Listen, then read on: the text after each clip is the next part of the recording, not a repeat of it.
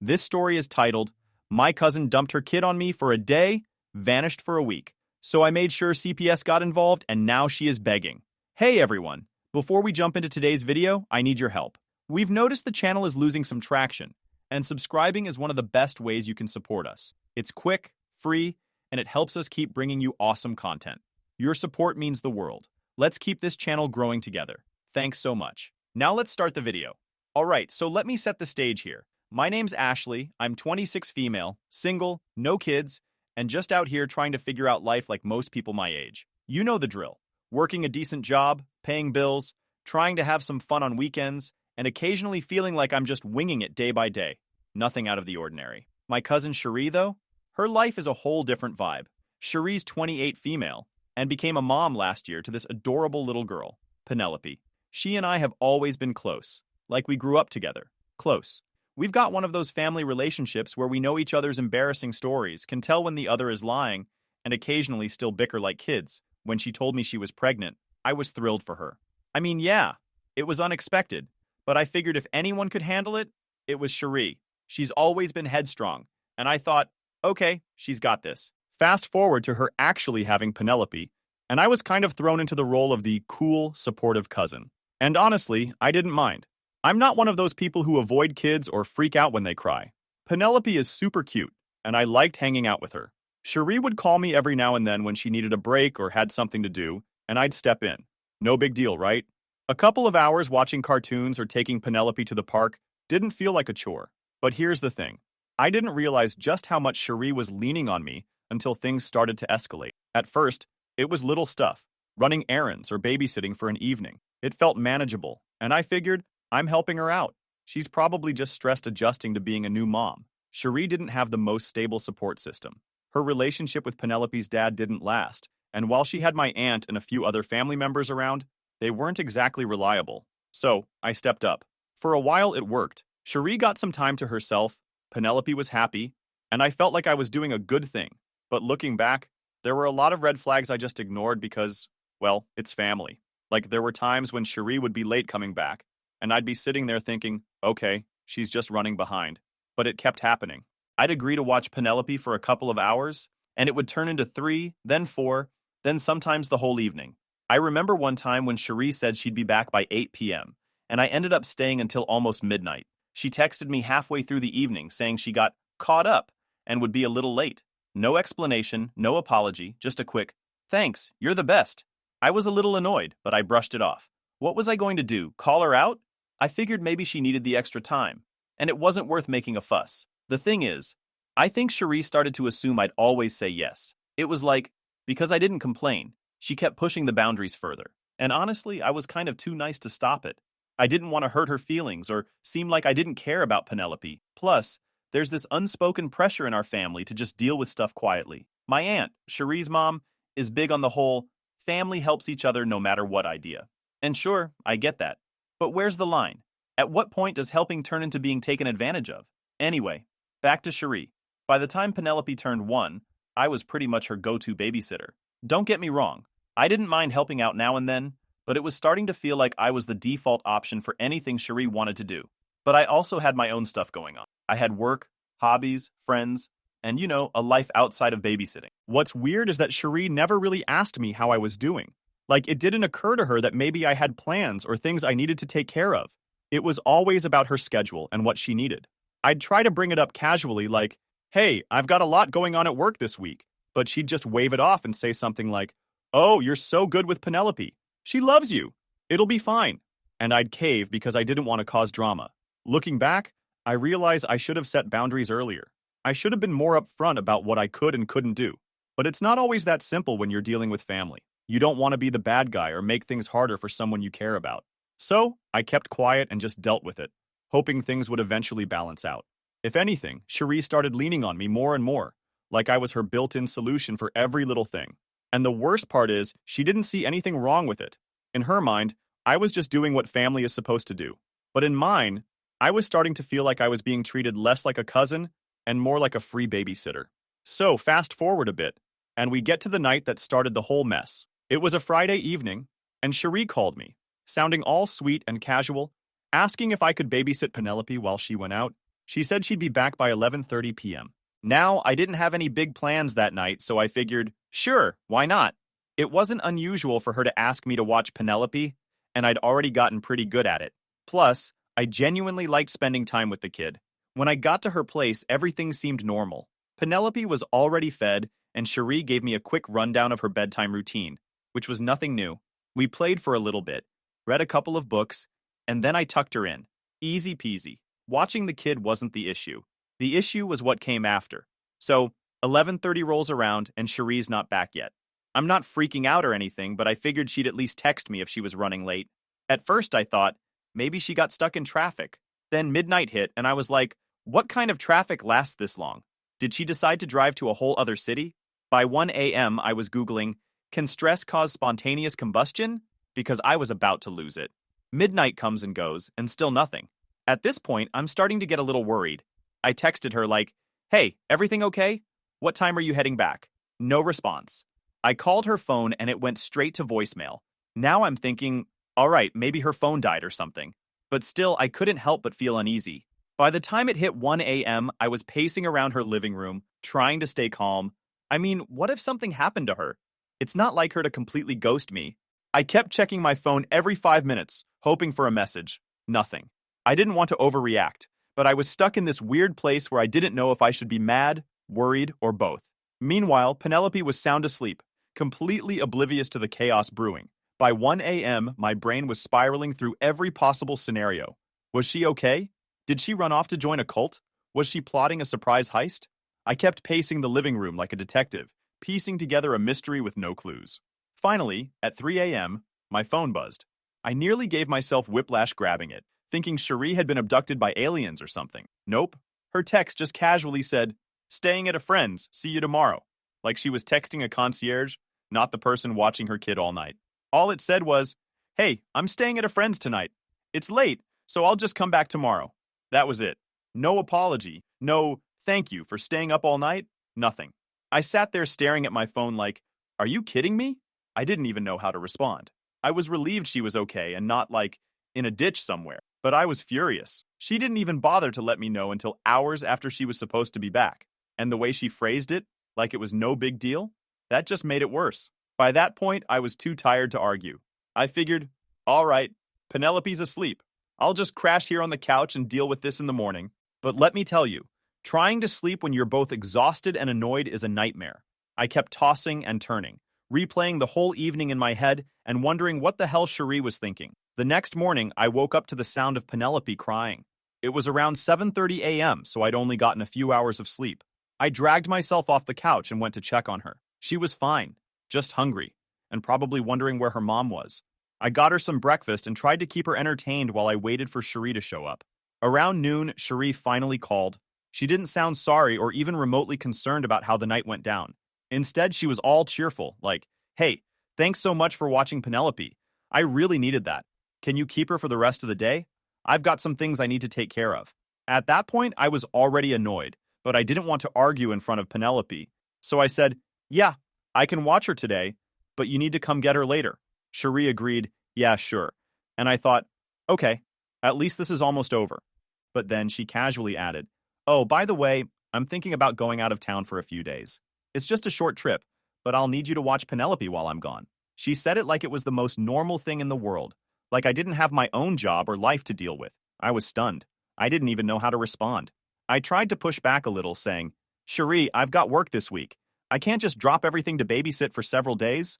But she brushed it off, saying, oh, you'll figure it out. Penelope loves you, and you're so good with her. It'll be fine. Then she hung up. I stared at the phone like she just asked me to build a spaceship. I mean, I like Penelope, but she's a toddler, not a Tamagotchi. You can't just hand her over and say, figure it out. For the rest of the day, I was in this weird headspace where I didn't know what to do. I felt bad for Penelope because she didn't ask for any of this, and it wasn't her fault. But what on earth is Cherie's mind for assuming I'd drop everything to take care of her kid? It wasn't fair. To me or to Penelope. That night, I started thinking about my options. I could just suck it up and try to make it work, but I knew that wasn't sustainable. I didn't have the experience or the bandwidth to take care of a toddler 24/7 for a week, especially with no warning. Plus, I had work the next morning, a job that I couldn't afford to mess up. But when my alarm went off at 6:30 a.m., I was already exhausted from barely sleeping the night before. Penelope was up early, full of energy, and there was no way I could get her ready, drop her somewhere, and make it to work on time. So I made the decision to call out. I told myself it was just one day, that I'd figure something out by the next morning. But then Tuesday came, and the same thing happened. Penelope needed constant attention, and I couldn't bring myself to leave her with anyone because I didn't have a solid plan. I called out of work again, feeling guilty but unsure of what else to do. By Wednesday morning, my manager called. She wasn't angry, but she made it clear that I couldn't keep missing work without notice. She asked if everything was okay and if I needed help. That conversation was the wake-up call I needed. As much as I loved Penelope and wanted to make sure she was okay, I couldn't keep putting my life on hold indefinitely. I realized I needed to find a solution, fast. Eventually, I decided to call a family friend, someone I knew was great with kids and had a more flexible schedule. I explained the situation, and they agreed to step in and help. I felt a little guilty about passing Penelope off to someone else, but at least I knew she'd be in good hands. I packed up her things, dropped her off at the friend's house, and went straight to work. I was relieved to have a plan in place, but the guilt and frustration lingered. This wasn't how it was supposed to be. But what else could I do? I wasn't her mom, and I wasn't equipped to handle this. Cherie didn't check in on Penelope at all. She didn't call, didn't text, nothing. I figured maybe she was busy packing or something, but it still rubbed me the wrong way. I mean, wouldn't you at least want to know how your kid was doing? Especially when you just left her with someone else for who knows how long? The whole thing felt off. I was effing angry. The next morning, I woke up to a text from Cherie. It was one of those super casual messages like, "Hey, just wanted to let you know I'm heading out this afternoon. Thanks so much for helping out with Penelope. You're a lifesaver." A lifesaver. That's what she called me. Like I was just someone she could call up whenever she needed a break. I couldn't hold it in anymore. I texted back, trying to stay calm, but also making it clear that I wasn't okay with how she'd handled this. I said something like, "Cherie, I don't think you understand how much you're asking of me. I have a full-time job, and I can't just drop everything to take care of Penelope for a week. You need to figure something out because this isn't fair to me or her." Her response? "You're overthinking it. Penelope loves you and you're great with her. It's just a few days. Relax." That's what she told me. Like I was the one being unreasonable. I sat there staring at my phone, trying to decide if I should call her and really let her have it, but I knew it wouldn't get through to her. Cherie's the kind of person who thinks her way is the only way, and no amount of arguing was going to change that. That's when I started thinking about what to do next. The family friend was fine watching Penelope for a little while, but I couldn't just leave them to handle everything. And honestly, I didn't think it was right for Cherie to keep acting like this was normal. It wasn't normal. You don't just leave your kid with someone indefinitely and expect them to figure it out. That's not how parenting works. I decided to call my uncle, Cherie's dad, to get his advice. He's the family's unofficial referee. Whenever the drama gets too hot, he's the guy with the whistle and the knock-it-off speech ready to go. When I explained the situation, he didn't sound surprised. If anything, he sounded tired. Like this wasn't the first time Cherie had pulled something like this. "She's always been like this," he said. "She assumes other people will pick up the slack for her. I've tried talking to her, but she doesn't listen. Maybe this will be the wake-up call she needs." A wake-up call. Maybe he was right. Maybe the only way Cherie would realize how serious this was would be if someone actually did something about it. But what? I didn't want to blow things out of proportion, but I also couldn't keep enabling her behavior. That's when I started thinking about CPS. It wasn't an easy thought to have, and it definitely wasn't something I took lightly. But Cherie's behavior wasn't just inconvenient, it was irresponsible. Leaving your kid without a clear plan, no communication, and no real concern for her well-being, that's not okay at all. Making the call to CPS was one of the hardest decisions I've ever made. I kept second-guessing myself, wondering if I was doing the right thing or if I was just overreacting. But every time I thought about letting it go, I'd remember how Cherie just casually dumped Penelope on me like it was nothing. It wasn't nothing. It was her child's life. And if she couldn't see that, then someone needed to step in. I explained everything to the CPS worker. The last-minute babysitting, the lack of communication, the way Cherie had just up and left without a plan. I made it clear that Penelope was safe with the family friend, but I felt like this situation needed to be addressed. After I hung up, I sat there for a long time, just trying to process everything. I knew this was going to blow up in my face. Cherie wasn't the type to take criticism well, and I could already picture her screaming at me, calling me a traitor, and dragging the rest of the family into it. But I also knew I couldn't keep ignoring what was happening. Later that day, I got a call from the family friend. They'd been contacted by CPS, and they were understanding about the whole thing. They assured me that Penelope was fine and that they'd cooperate with whatever CPS needed. Hearing that was a huge relief. At least I knew Penelope was safe and being cared for while all of this played out. That night, I didn't hear from Cherie. No texts, no calls, nothing. Part of me wondered if she even knew what was happening yet. The very next morning, I was jolted awake by loud banging on my apartment door. My heart sank because I already knew who it was. Sure enough, when I opened the door, there stood Cherie. I almost laughed. I mean, at least she remembered she as a kid, but she was livid. Her face was red, her hair was a mess, and she looked like she hadn't slept at all. She came in like the Kool-Aid man, yelling before I even had a chance to close the door. I half expected her to yell, "Oh yeah!" after each sentence. "What the hell is wrong with you?" she shouted, pacing back and forth in my living room. "You called CPS on me? Are you serious? Do you have any idea what you've done?" I didn't even get a chance to respond before she kept going, throwing accusations left and right. According to her, I had betrayed her, ruined her life, and made her look like a bad mom. She accused me of being jealous, spiteful, and incapable of understanding real responsibility. Every time I tried to say something, she'd cut me off, so I eventually just stood there and let her rant. Honestly, it was exhausting. She kept going in circles, blaming me for everything, while completely ignoring her own actions. At one point, she even said, "You're just bitter because you're child-free, and don't understand what it's like to be under this kind of pressure." That one stung, not because it was true, but because it showed just how little she understood where I was coming from. This wasn't about me being bitter or child-free or anything like that. This was about her dumping her kid on me with zero warning and no plan. After what felt like an eternity, I finally managed to get a word in. "Cherie, stop," I said, trying to keep my voice calm. "This isn't about you. This is about Penelope. You left her with me for an entire week without asking if I could handle it. That's not okay. She's your daughter, not mine." She didn't like that. "I trusted you," she shot back. "You're supposed to be my family. Family helps each other out, but instead you called the authorities on me. Do you know how humiliating that is? I'm her mother. Not you, not anyone else. Me." "That's exactly the point," I said, my frustration finally bubbling to the surface. "You're her mother, and it's your responsibility to make sure she's taken care of.